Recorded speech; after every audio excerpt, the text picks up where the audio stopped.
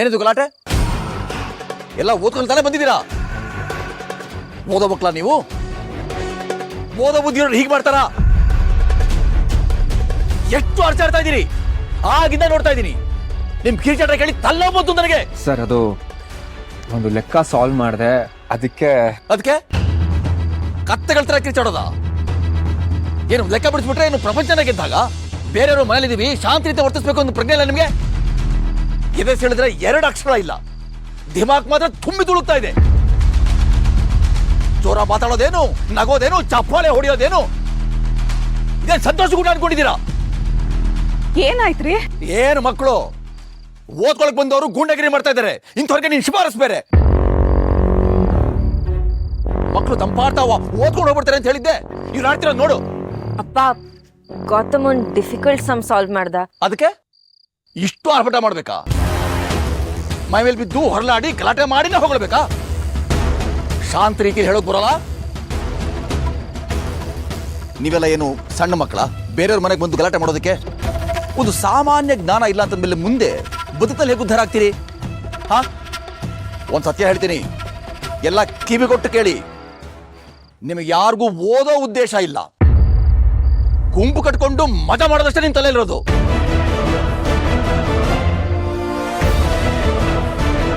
Uncle ಅದು ಜೈ ಬರಲಿ ಬಲ್ಲಿ ಇಲ್ವಾ? ಕಾಲೇಜಿಗೆ ಬಂದಾಗೆಲ್ಲ ಗಮನಿಸಿದ್ದೀನಿ, ಕಾಲೇಜ್ ಬಾಗ್ಲಲ್ಲೇ ಗುಂಪು ಕಟ್ಕೊಂಡು ನಿಂತ್ಕೊಳ್ಳೋದು, ಹೋಗೋಬರಲ್ಲ ಚುಡಾಯಿಸೋದು, ಇದೇ ನಿಮ್ ಕೆಲಸ. ಕಾಲೇಜ್ ಬಾಗ್ಲಿ ಬಂದೋರೆಲ್ಲ ಬಾಯಿಗೆ ಬಂದು ಮಾತಾಡಿ ನಗೋದು. ಅವ್ರ ಮುಂದೆ ಹೀರೋ ಆಗ್ಬೇಕಲ್ಲ ನೀವು, ನಿಮ್ ಮಾತು ಕೇಳಿ ನಗಬೇಕಲ್ಲ ಅವರು. ಅದು ಬಿಡಿ, ಒಪ್ಪಿಗೆಯಾಗಿ ಒಬ್ಬ ಹೆಣ್ಮಗು ಮನೆಗೆ ಬರಬಾರ್ದು ಅನ್ನೋ ಪ್ರಜ್ಞೆ ಬೇಡ ನಿಮಗೆ? ಸಂಸ್ಕಾರ ಅಲ್ದವ್ರ ನೀವು.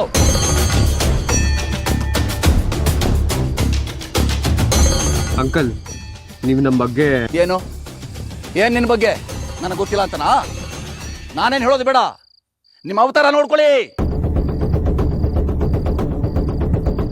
ನೋಡಿ ನಿಮ್ಮ ಉಡುಪು, ನಿಮ್ಮ ಕೇಶದ ಒಣಪು, ಹುಡುಗಿರ್ ಗಮನ ಸೆಳೆಯೋದಕ್ಕೆ ಕತ್ತೆ ಅವತಾರ ಮಾಡ್ಕೊಂಡ್ಬಿಡ್ತೀರಾ. ರೀ, ಓದ್ತಾನೆ ಇದ್ರಲ್ಲ. ಏನ್ ಇವ್ರು ಇಷ್ಟು ವರ್ಷ ಇದ್ದಕ್ಕಿದ್ದಂಗೆ ಪುಸ್ತಕದ ಮೇಲೆ ಪ್ರೀತಿ ಬಂದ್ಬಿಡ್ತಾ ಇವ್ರಿಗೆ? ಹುಡುಗಿರೆಲ್ಲ ಬಂದಿದಾರಲ್ಲ, ಅವ್ರ ಹಿಂದೆ ಹಲ್ ಕರ್ಕೊಂಡ್ ಬಂದ್ಬಿಟ್ರು. ಹಣ ಆಟಕ್ಕೆ ಓದೋ ನೆಪ ಬೇರೆ, ಓದುವ ಶಬ್ದಕ್ಕೆ ಕಳಂಕ ಇವರು.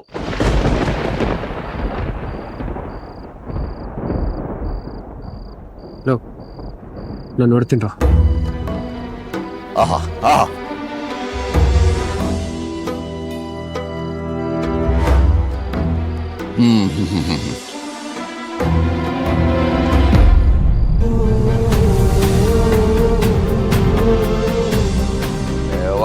ಹೋಗ್ರಿ. ನಿಮ್ ನಂಬ್ಕೊಳ್ಳೆ ನನ್ನ ಮಗಳಿಲ್ಲ, ಅವ್ರ ಸ್ವಂತ ಬಲದಿಂದ ಮೇಲ್ ಬಂದವಳು. ಇಲ್ಲ ಒಂದು ಲೆಕ್ಕ ಬಿಡಿಸಿದ ತಕ್ಷಣ ತಮ್ಮನ್ ತಾವು ರಾಮಾನುಜ ಅನ್ಕೊಂಡ್ಬಿಡ್ತಾರೆ. ಗೊತ್ತಿದ್ದು ಇಂಥ ಪ್ರಾಣಿಗಳಿಂದ ನಮ್ಮ ಮನೆ ಬಿಟ್ಕೊಂಡಿದ್ದು ನಂದೇ ತಪ್ಪು. ನನ್ನ ಪಾತ್ರೆ ತಗೊಂಡು ನಾನೇ ಹೊಡ್ಕೋಬೇಕು. ಬನ್ನಿ ಹೋಗೋಣ. ಫಾತಿಮಾ, ಅಲ್ಲ ನೀವ್ಯಾಕೆ ಕೊಟ್ರಮ್ಮ? ಆ ಅಪ್ರಯೋಜಕರಿಗೆ ನಾನು ಹೋಗಿ ಕೇಳಿದ್ದು. ಹೋಗಿ ಆ ಗುಂಪಿಗೆ ಸೇರಿದವರು ಅಂತ ಇವ್ರಿಗೆ ಗೊತ್ತಾಗಬೇಕಲ್ಲ, ಅದಕ್ಕೆ ಬೆಂಬಲ ಕೊಡ್ಲೇಬೇಕು. ಸರಿಯಾಗಿದೆ.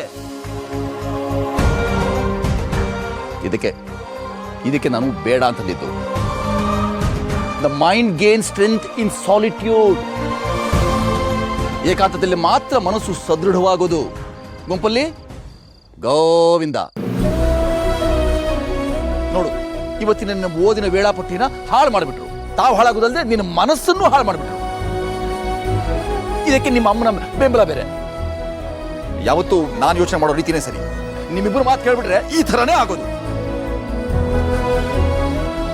ವಾಸ್ತವನ ಮನದಟ್ಟು ಮಾಡ್ಕೊಳ್ಳೋ ಪ್ರಯತ್ನ ಮಾಡಿದ್ರೆ ಯಾರೂ ಅರ್ಥ ಮಾಡ್ಕೊಳ್ಳಲ್ಲ. ಕೊನೆಗೆ ಎಲ್ಲರ ದೃಷ್ಟಿಯಲ್ಲಿ ನಾನೇ ಕೆಟ್ಟವನು.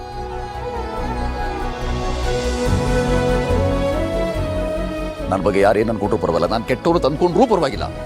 ಜನನಿ, ನೀನು ಗೆಲ್ಲಬೇಕು, ನೀನು ಗುರಿ ಮುಟ್ಟಬೇಕು. ಅದಕ್ಕೆ ಇಂಥವ್ರ ಸಹವಾಸನೆಲ್ಲ ಬಿಟ್ಟು ಏಕಾಗ್ರತೆಯಿಂದ ಚೆನ್ನಾಗಿ ಓದ್ಕೋ.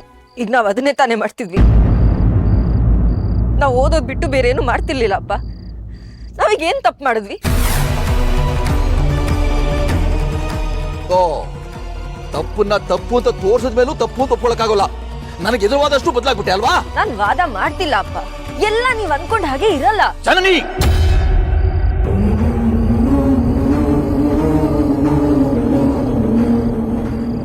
ಇನ್ನೊಂದು ಮಾತು ಮಾತಾಡ್ಬೇಡ.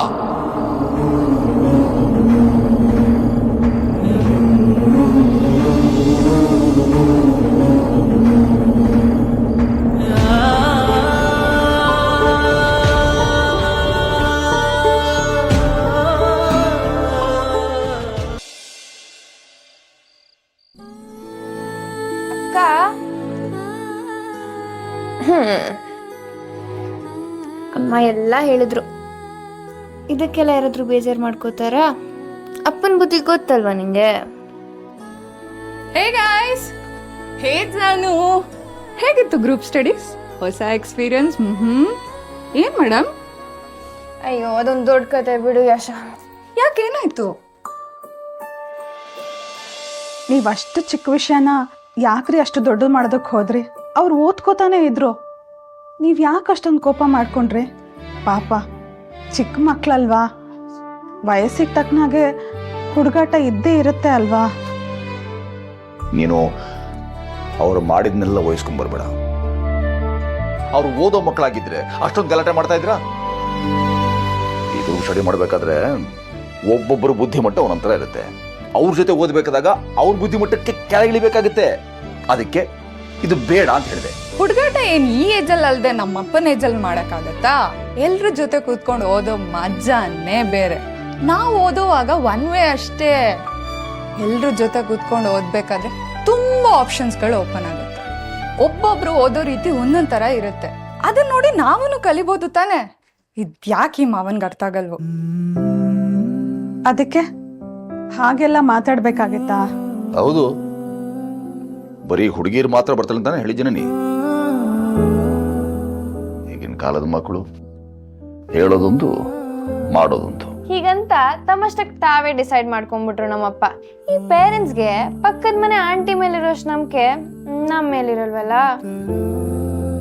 ನಮ್ ಜನನಿ ಹಾಗಲ್ಲ ರೀ. ಹಾಗಲ್ಲ ಅಂತ ನನಗೂ ತುಂಬಾ ಚೆನ್ನಾಗಿ ಗೊತ್ತಿದೆ. ಆದ್ರೆ ಇತ್ತೀಚೆಗೆ ಅವಳ ಮನಸ್ಸು ತುಂಬಾ ಚಂಚಲ ಆಗ್ತಾ ಇದೆ. ದಿನ ದಿನ ಗಮನಿಸ್ತಾ ಇದ್ದೀನಿ, ಅವಳು ತುಂಬಾ ಬದಲಾಗ್ತಾ ಇದ್ದಾಳೆ. ಅವಳು ನನ್ನ ಹತ್ರ ಬಿಡು, ನನ್ನ ಹತ್ರ ಬೇಡ, ಯಾರ ಹತ್ರನಾದ್ರೂ ಧ್ವನಿ ಎತ್ತರಿಸಿ ಮಾತಾಡಿದಾಳ, ಎದುರು ಉತ್ತರ ಕೊಟ್ಟಿದ್ದಾಳ. ಆದ್ರೆ ಇವತ್ತು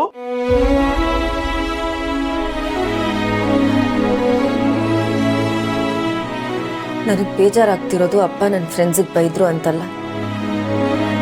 ಫಾರ್ ದ ಫಸ್ಟ್ ಟೈಮ್ ನಾನು ಅಪ್ಪಂಗೆ ಎದುರು ಮಾತಾಡ್ಬಿಟ್ಟೆ. ಕಮೋನ್ ಜಾನ್, ಇದೇನ್ ಕೋಟ ಇಲ್ಲ ಮಾವ ಏನ್ ಜಡ್ಜ? ನೀವಿಬ್ರು ಅಪ್ಪ ಮಗಳು ಕಣೆ. ಒಂದ್ ಮಾತ್ ಬರುತ್ತೆ ಹೋಗುತ್ತೆ. ನೀನೇನ್ ಬೇಕು ಅಂತ ಮಾಡಿಲ್ಲ ಅಲ್ವಾ? ನನಗೆ ಗೊತ್ತು ಪಾರ್ವತಿ, ಜನನಿ ಇದನ್ನ ಬೇಕು ಅಂತ ಮಾಡ್ತಾ ಇಲ್ಲ. ಇದನ್ನೆಲ್ಲ ಮಾಡೋ ಸ್ವಭಾವನೇ ಅಲ್ಲ ಅವಳದು. ಅವಳು ಹೀಗೆಲ್ಲ ಮಾಡೋ ಹಾಗೆ ಅವಳನ್ನು ಮಾಡ್ತಾ ಇದ್ದಾರೆ, ಅವಳ ಮೇಲೆ ಪ್ರಭಾವ ಬೀರ್ತಾ ಇದ್ದಾರೆ. ಅವನ ಹೆಸರೇನೋದು ಗೌತಮ್ ಅಲ್ಲ, ಅವನು ಬಂದ್ಮೇಲೆ ಹೀಗಾಗ್ತಾ ಇರೋದು. ನನ್ನ ಮಗಳನ್ನ 10ರಲ್ಲಿ 11 ಮಾಡೋದಕ್ಕೆ ಪ್ರಯತ್ನ ಮಾಡಿದ್ರು. ಆದರೆ ನಾನು ಅವಳ ಅಪ್ಪ ಇನ್ನೂ ಬದುಕಿದ್ದೀನಿ. ನಾನು ಇರೋವರೆಗೂ ಅದಕ್ಕೆ ಅವಕಾಶ ಕೊಡಲ್ಲ. ನೀವ್ ಹೇಳೋದ್ ಕೇಳಿದ್ರೆ ಮಾವಂಗೆ ನಿಮ್ ಗಲಾಟೆ ಕೇಳಿ ಕೋಪ ಬಂದಿಲ್ಲ ಅನ್ಸತ್ತೆ. ಅವ್ರ ಕೋಪ ಏನಿದ್ರು ಆ ಗೌತಮ್ ಮೇಲೆ. ಯಾಕಂದ್ರೆ ಜನನಿಗೆ ಕಾಂಪಿಟ್ ಕೊಡೋ ಹುಡ್ಗ ಅವನೊಬ್ನೇ ಅಲ್ವಾ? ಯಶ ಆಡ್ ಶೂಟ್ ಮಾಡಿ ನಿನ್ ತಲೆ ಕೆಟ್ಟೋಗಿದೆ. ನೆನ್ನೆ ಮೊನ್ನೆ ಬಂದಿರೋ ಗೌತಮಲ್ಲಿ ಈ ನಮ್ಮ ಅಪ್ಪನ ಮಗಳಲ್ಲಿ ಅಪ್ಪ ಕೈಯಲ್ಲಿ ತೋರಿಸಿದನ್ ತಲೆ ಮೇಲೆ ಹೊತ್ಕೊಂಡ್ ಮಾಡ್ತಾಳೆ ಈ ಮಾಡರ್ನ್ ಶ್ರವಣ ಕುಮಾರಿ.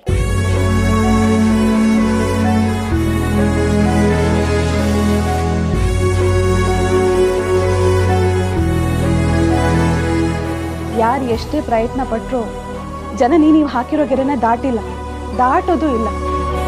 ನಮ್ ಜನನಿ ಈಗಿನ ಮಕ್ಕಳ ತರ ಅಲ್ಲ ರೀ. ನಮ್ಗೆ ಹೇಳ್ದೆ ಕೇಳ್ದೆ ಅವಳು ಏನನ್ನೂ ಮಾಡೋದಿಲ್ಲ. ನಿಮ್ಮ ಮಾತನ್ನ ಬಿಟ್ಟು ಬೇರೆಯವ್ರ ಮಾತಿಗೆ ಅವಳು ಕಿವಿ ಕೊಡೋದಿಲ್ಲ ರೀ. ಅಪ್ಪನ ಮಾತು ಕೇಳ್ತಾ ಸರಿದಾರಿಗೆ ಹೋಗ್ತಿರೋ ನನ್ನ ಮಗಳನ್ನ ಸ್ಪಾಯಿಲ್ ಮಾಡ್ತಾ ಇದ್ದಾರೆ. ನಾನು ಜನನಿ ಮೇಲೆ ಅಪಾರವಾದ ನಂಬಿಕೆ ಇಟ್ಕೊಂಡ್ಬಿಟ್ಟಿದ್ದೀನಿ. ಅವಳಿನ್ನೊಂದು ಸಣ್ಣ ಬದಲಾವಣೆ ಆದ್ರೂ ನನಗೆ ಗೊತ್ತಾಗಲ್ವೇನೆ.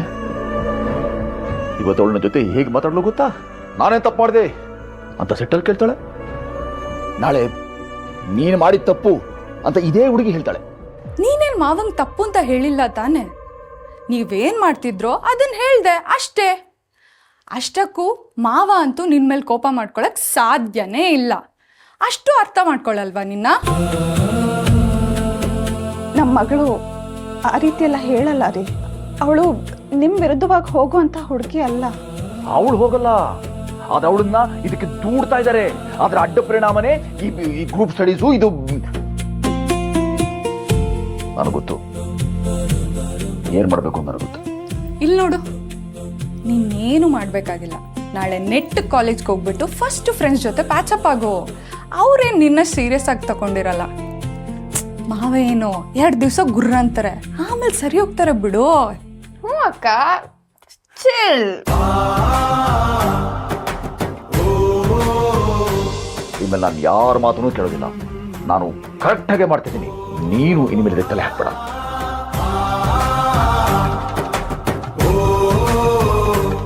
ನಮ್ಮ ಮಕ್ಕಳನ್ನ ಚೆನ್ನಾಗಿ ಬೆಳೆಸ್ತೀನಿ. ನನ್ನ ಶಕ್ತಿನೆಲ್ಲ ವಿನಿಯೋಗಿಸ್ತೀನಿ. ನನ್ನ ಮಗಳು ಜನನಿ ಎತ್ತರಕ್ಕೆ ಬೆಳಿಬೇಕು, ಇನ್ನೂ ಎತ್ತರಕ್ಕೆ ಬೆಳಿಬೇಕು.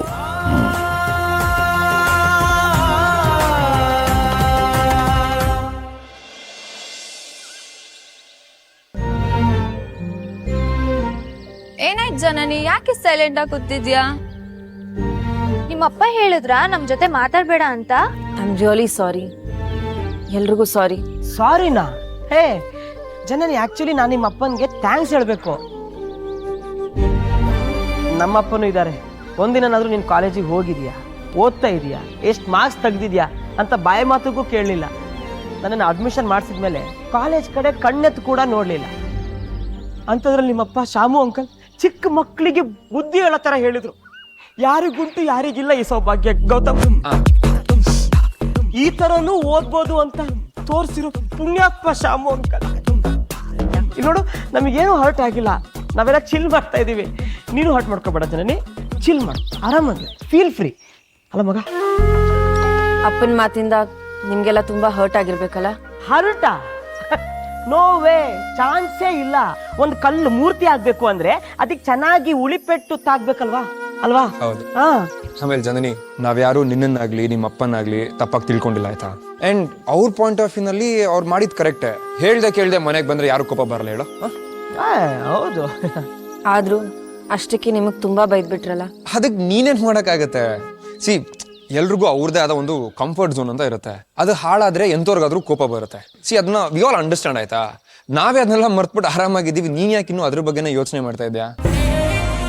ನಿಮ್ಮನ್ನೆಲ್ಲ ಮನೆಗೆ ಕರೆಸಿ ಅವಮಾನ ಮಾಡಿಸ್ದಾಗಾಯ್ತು. ಸುಮ್ಮನೆ ನನ್ನಿಂದ ಎಲ್ರಿಗೂ ತೊಂದರೆ. ಯಾವೆಲ್ಲ ಏನು ಇಲ್ಲಮ್ಮ. ಅದು ನೆನ್ನೆ ಎಪಿಸೋಡ್ ನೆನ್ನೆಗೆ ಮುಗಿದೋಯ್ತು. ಇವತ್ತು ಹೊಸ ದಿನ. ಅದನ್ನೆಲ್ಲ ಬಿಟ್ಟಾಕ್ಬಿಟ್ಟು ನೀನು ಖುಷಿಯಾಗಿರೋ. ಆಮೇಲೆ ಇವಾಗ ನೀನು ಈ ತರ ಬೇಜಾರು ಮಾಡ್ಕೊಂಡು ಸೈಲೆಂಟ್ ಆಗಿದ್ದು ನಮ್ಮನ್ನೆಲ್ಲ ಅವಾಯ್ಡ್ ಮಾಡಿದ್ರೆ ನಿಮ್ಮಪ್ಪ ಏನಾದರೂ ನಮ್ಮನ್ನು ಆಕ್ಸೆಪ್ಟ್ ಮಾಡ್ತಾರಣ್ಣ? ಇಲ್ಲ. ಸೊ ಇದು ನಿನ್ನ ಲೈಫು, ನಿನ್ನಿಷ್ಟ. ನಿನಗೆ ಏನು ಮಾಡಬೇಕು ಅನ್ಸುತ್ತೆ ಅದನ್ನು ಮಾಡು, ಏನು ಮಾಡಬಾರ್ದು ಅನ್ಸುತ್ತೆ ಅದನ್ನು ಮಾಡಬೇಡ. ಓಕೆ? ನೀನು ನಿನಗೋಸ್ಕರ ಬದುಕು ಜನನಿ.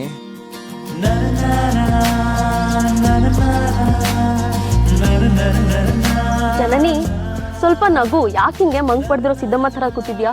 ಸ್ವಲ್ಪ ನಗೆ. ಇಲ್ಲಮ್ಮ, ನೀನು ಈ ಕಾಲೇಜ್ಗೆ ಟಾಪರ್. ಗೌತಮ್, ಜನನಿ ಪ್ರಿನ್ಸಿಪಲ್ ಕರೀತಿದ್ದಾರೆ. Excuse me sir. ಹಾ, ಬನ್ನಿ ಬನ್ನಿ. Good opportunity is awaiting both of you. ಅದೇನು ಅಂತ ಪ್ರಿನ್ಸಿಪಲ್ ಥರ ಹೇಳ್ತಾರೆ. ನಾನು ನೇರವಾಗಿ ವಿಷಯಕ್ಕೆ ಬರ್ತೀನಿ. ನಿಮಗೆ ಗ್ರೇಟ್ ಎಕಾನಮಿಸ್ಟ್ ಜಾವಗಲ್ ಕೃಷ್ಣಮೂರ್ತಿ ಅವ್ರ ಬಗ್ಗೆ ಗೊತ್ತಾ? Of course sir. ನಾವು ಸ್ಟಡಿ ಮಟೀರಿಯಲ್ಸ್ ಆಗಿ ಅವ್ರು ತುಂಬ ಬುಕ್ಸ್ನ ರೆಫರ್ ಮಾಡ್ತೀವಿ. ಗುಡ್. ನಾವು ಅವರನ್ನು ಗೆಸ್ಟ್ ಲೆಕ್ಚರ್ ಆಗಿ ನಮ್ಮ ಕಾಲೇಜಿಗೆ ಇನ್ವೈಟ್ ಮಾಡಬೇಕು ಅಂತಿದ್ದೀವಿ.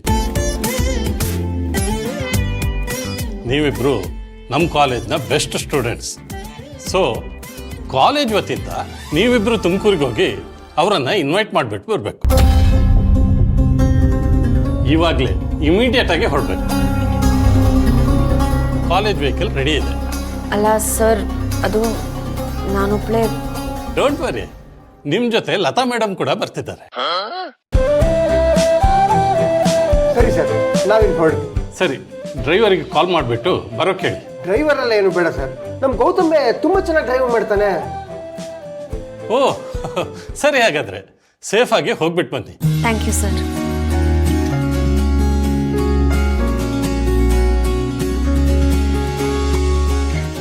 ಏನಾಯ್ತು ಜನನಿ? ಪ್ರಿನ್ಸಿ ಯಾಕೆ ಕರೆದಿದ್ರು? ತುಮಕೂರ್ಗೆ ಹೋಗ್ಬೇಕಂತೆ ಫಾತಿಮಾ. ಜಾವಗಲ್ ಕೃಷ್ಣಮೂರ್ತಿ ಸರ್ ಇದಾರಲ್ಲ, ಅವ್ರನ್ನ ಇನ್ವೈಟ್ ಮಾಡೋದಕ್ಕೆ. ನಾನು ಗೌತಮ್, ಗುರು ಸರ್, ಲತಾ ಮ್ಯಾಮು ಬರ್ತಿದಾರಂತೆ. ಹೌದಾ? ಆದ್ರೆ ಅಂಕಲ್ ಏನಂತಾರ ಒಂದ್ಸರಿ ಫೋನ್ ಮಾಡಿ ಕೇಳ್ಬಿಡು. ಹಾ. ಮಗಳೇ, ಅಪ್ಪ, ಜಾವಗಲ್ ಸರ್ನ ಗೆಸ್ಟ್ ಲೆಕ್ಚರರ್ ಆಗಿ ಇನ್ವೈಟ್ ಮಾಡೋದಕ್ಕೆ ನಾನು ತುಮಕೂರಿಗೆ ಹೋಗಿ ಬರ್ಬೋದಾ? ಯಾವ ಜಾವಗಲಮ್ಮ? ಯಾರು? ನಮ್ಮ ಪ್ರಸಿದ್ಧ ಅರ್ಥಶಾಸ್ತ್ರಜ್ಞರು ಜಾವಗಲ್ ಕೃಷ್ಣಮೂರ್ತಿ ಅವರಮ್ಮ? ಹಾ ಅಪ್ಪ, ಅವರೇ. ನೀನ್ ಕಾಲೇಜಲ್ಲಿ ಬೆಸ್ಟ್ ಸ್ಟೂಡೆಂಟು, ಅದಕ್ಕೆ ನೀನೇ ಹೋಗಿ ಇನ್ವೈಟ್ ಮಾಡುವಂತ ಪ್ರಿನ್ಸಿಪಲ್ ಹೇಳಿದ್ರು ಅಪ್ಪ. ಯಾವಾಗಮ್ಮ? ಯಾರ್ಯಾರು ಹೋಗ್ತಾ ಇದ್ದೀರಾ? ನನ್ನ ಜೊತೆ ಗುರು ಸರ್, ಲತಾ ಮ್ಯಾಮು ಬರ್ತಿದ್ದಾರೆ. ಈಗಲೇ ಹೋಗ್ಬೇಕಂತೆ ಅಪ್ಪ. ಲಂಚ್ ಟೈಮ್ ಅಷ್ಟಲ್ಲಿ ವಾಪಸ್ ಬಂದ್ಬಿಡ್ತೀವಿ.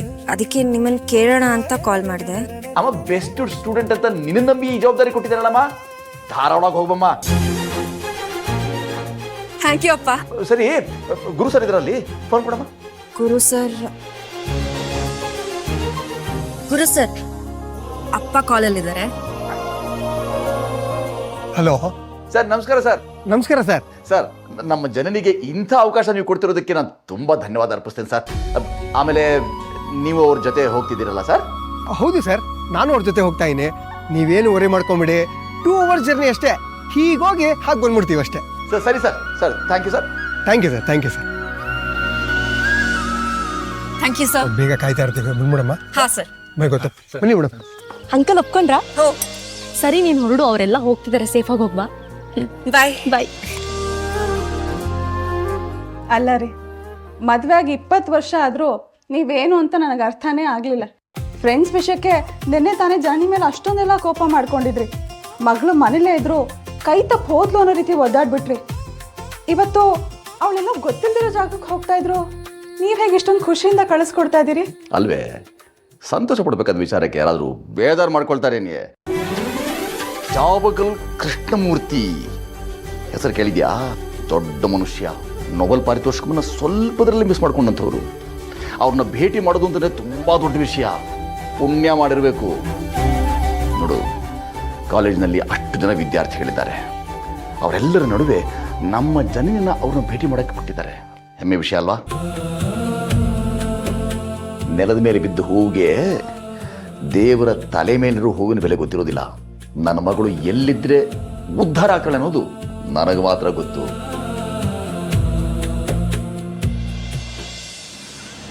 ಮನೇಲಿ ನನ್ನ ಚಿಕ್ಕ ಮಗು ಒಂದೇ ಇದೆ.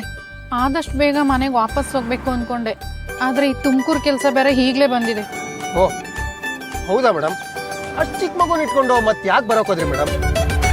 ನೀವು ಒಂದು ಕೆಲಸ ಮಾಡಿ, ಮುಂದೆ ಇಲ್ಲಿ ನೈಸ್ ರೋಡ್ ಜಂಕ್ಷನ್ ಇದೆ, ಅಲ್ಲಿ ಇಳಿಸ್ಬಿಡ್ತೀವಿ. ನೀವು ಅಲ್ಲಿಂದ ಹೋಗಿ, ನಾವು ಮ್ಯಾನೇಜ್ ಮಾಡ್ಕೋತೀವಿ. ಹೌದಾ ಸರ್? Thank you sir. ಇವಳು ಯಾಕೆ ಕಾಲ್ ಮಾಡ್ತಾಳೆ? ಹೇಳೆ. ನಾನು ಮರ್ತೋಗ್ತೀನೇನೆ. ನಾನೇ ನಿನಗೆ ಸರ್ಪ್ರೈಸ್ ಕೊಡೋಣ ಅಂತ ಡೈರೆಕ್ಟಾಗಿ ಚಿಕ್ಕಪೇಟೆಗೆ ಬರ್ತಾ ಇದ್ದೀನಿ. ಆನ್ ದಿ ವೇ ಇದ್ದೀನಿ, ಬಂದ್ಬಿಡ್ತೀನಿ. Okay okay. ಗೌತಮ್, ಒಂದು ಸಣ್ಣ ಸಮಸ್ಯೆ ಆಗಿದೆ, ನೀವಿಬ್ರು ಹೋಗಿ ಬನ್ನಿ.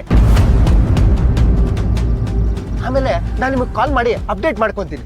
ಓಕೆ ಸರ್, ಅಲ್ಲಿ ನಿಲ್ಲಿಸ್ತೀನಿ. Okay okay, thank you Gautam.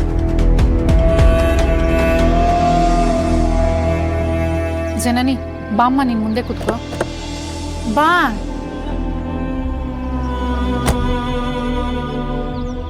Thank you Gautam. ಸಂಸಾರಸ್ಥರುಗಳು ನಿನ್ಗೇನು ಹೇಳು, ಹೆಂಡ್ತಿನ ಮ್ಯಾನೇಜ್ ಮಾಡೋದು ಕೂಡ ಅಷ್ಟೇ ಇಂಪಾರ್ಟೆಂಟ್ ಅಪ್ಪ. ಸರಿ ಸರಿ, ಟೈಮ್ ಆಯಿತು, ನೀವಿನ್ನು ಹೊರಡಿ. ಬಂದಮೇಲೆ ನಾನು ನಿನಗೆ ಕಾಲ್ ಮಾಡ್ತೀನಿ. ಅಲ್ಲಿ ಏನಾಯಿತು ಅಂತ ಕರೆಕ್ಟಾಗಿ ಹೇಳು, ಯಾಕಂದರೆ ಪ್ರಿನ್ಸಿಪಲ್ಗೆ ಅಪ್ಡೇಟ್ ಮಾಡ್ಬೇಕು ನಾನು. ಸರ್, ಯು ಡೋಂಟ್ ವರಿ, ನಾನು ಜನನಿ ಹೋಗಿ ಜಾವಗಲ್ ಸರ್ನ 100% ಒಪ್ಪಿಸಿ ಬರ್ತೀವಿ, ಆಯ್ತಾ? Okay, thank you. ಓಕೆ, ಬಾಯ್.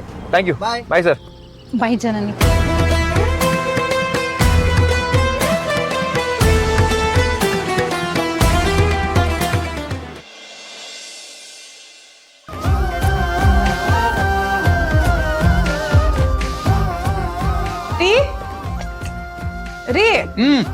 ಆಗ್ಲಿಂದ ಊಟಕ್ಕೆ ಕರಿತಾ ಇದೀನಿ, ಬನ್ನಿ ಊಟಕ್ಕೆ. ಅಲ್ಲ, ಇಷ್ಟ ಅರ್ಜೆಂಟಾಗಿ ಎಲ್ಲಿ ಹೊಟ್ರೆ? ಅದು ಈ ಜನನಿ ಪಾಪ ಲೈಬ್ರರಿ ID ಕಾರ್ಡ್ ಬಿಟ್ಟು ಹೋಗ್ಬಿಟ್ಟಿದ್ದಾಳೆ ಕಣೆ. ಇವತ್ತು ಲೈಬ್ರರಿಲಿ ಪಾಪ ಅವಳು ಅಕೌಂಟ್ಸ್ ಪುಸ್ತಕ ಬೇರೆ ತಗೋಬೇಕು ಅಂತ ಹೇಳಿದ್ಲು. ನಾನು ಕೊಟ್ಟು ಬಂದ್ಬಿಡ್ತೀನಿ ಕಣೆ. ಒಂದು 10 ನಿಮಿಷ ಲೇಟ್ ಆಗೋದ್ರೆ ಏನೂ ಆಗಲ್ಲ, ಊಟ ಮಾಡ್ಕೊಂಡು ಹೋಗಿ. ಇಲ್ಲಮ್ಮ, ಲೇಟ್ ಆಗ್ಬಿಡುತ್ತೆ, ನಾನು ಕೊಟ್ಟು ಬಂದ್ಬಿಡ್ತೀನಮ್ಮ. ರೀ, ಜನನಿ ಯಾರನ್ನೋ ಇನ್ವೈಟ್ ಮಾಡಕ್ಕೆ ಅಂತ ತುಮಕೂರ್ಗೆ ಹೋಗಿದ್ದಾಳೆ ತಾನೆ, ನೀವ್ಯಾಕೆ ಇಷ್ಟೊಂದು ಅರ್ಜೆಂಟ್ ಮಾಡ್ಕೋತಾ ಇದ್ದೀರಿ? ಇಲ್ಲಮ್ಮ, ಲಂಚ್ ಟೈಮ್ ಬಂದ್ಬಿಡ್ತೀನಿ ಅಂತ ಹೇಳಿದ್ಲು. ಇಷ್ಟೊತ್ತಿಗೆ ಬಂದ್ಬಿಡ್ತಾಳೆ. ಅವಳು ಇದಕ್ಕಾಗಿ ಹೋಗ್ತಾ ಇರ್ತಾಳೆ ಏನೋ. ನಾನು ಹೋಗಿ ಕೊಟ್ಟು ಬಂದ್ಬಿಡ್ತೀನಿ. ಬಾವಾ, ನಾನು ಹೀಗೆ ಹೋಗಿ ಹೀಗೆ ಬಂದೆಮ್ಮ. ರೀ,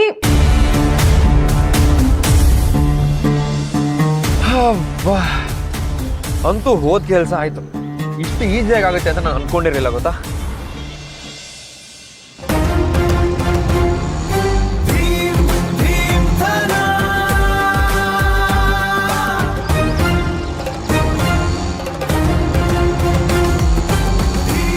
ಜನನಿ, ಸ್ವಲ್ಪ ಚಿಲ್ಲಾಗಿರು. ಯಾಕೆ? ಅದು ಲೇಟ್ ಆಯ್ತಲ್ಲ. ನಿಮ್ಮಪ್ಪ ಕಾಲೇಜ್ ಮುಗಿಯೋಸ್ತಲ್ಲಿ ತಾನೇ ಬರ್ತೀನಿ ಅಂತ ಹೇಳಿರೋದು. ಯು ಡೋಂಟ್ ವರಿ, ನಾವಿಬ್ರು ಆರಾಮಾಗಿ ರೀಚ್ ಆಗ್ತೀವಿ. ನಿನ್ನ ಸೇಫಾಗಿ ತಲುಪಿಸೋ ಜವಾಬ್ದಾರಿ ನಂದು. ಓಕೆ, ಸ್ವಲ್ಪ ನಕ್ಕೊಂಡು ಆರಾಮಾಗಿ ಪೀಸ್ ಆಗಿರು. ನೀನು ಟೆನ್ಷನ್ ಮಾಡ್ಕೋಬೇಡ.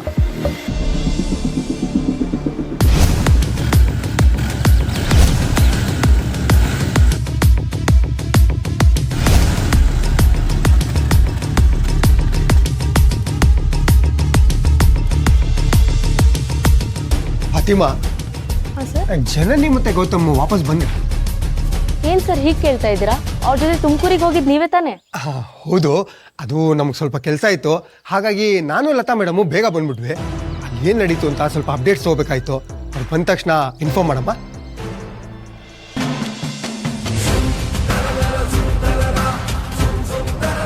ಅವ್ರಿಬ್ರೇ ಹೋಗಿದಾರಾ? ಇದೇನಾದ್ರೂ ಅಂಕಲಿಗೆ ಗೊತ್ತಾದ್ರೆ ಅಷ್ಟೇ ಕತೆ. ಅರೆ, ಜನನಿ ಜೊತೆ ಹೋಗ್ಬೇಕಾಗಿದ್ದ ಗುರು ಸರ್ ಇಲ್ಲೇ ಇದಾರಲ್ಲ. ಬಹುಶಃ ಜನನಿ ಬಂದಿರಬೇಕು.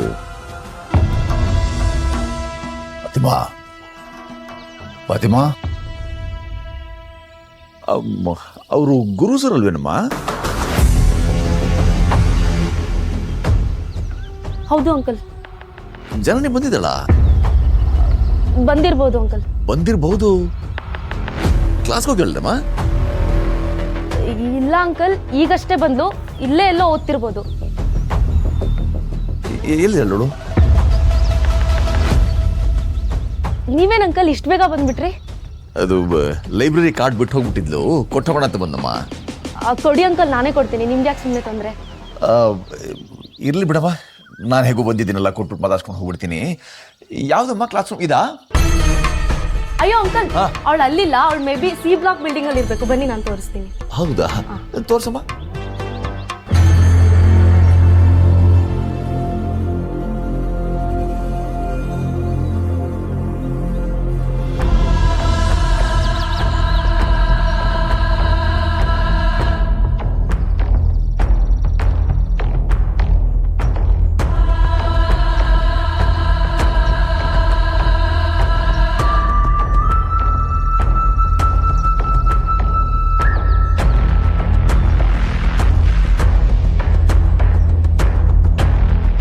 ಯಾಕಡಮ್ಮ? ಇಲ್ಲಮ್ಮ,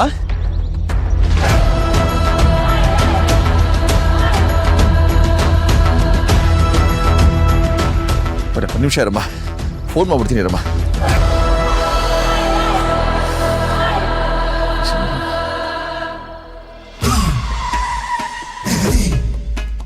ಫೋನ್ ಬೇರೆ ತೆಗಿತಿಲ್ವಲ್ಲ ಮೇಡೋ. ಎಲ್ಲಮ್ಮ ಇದೆ ಅದು?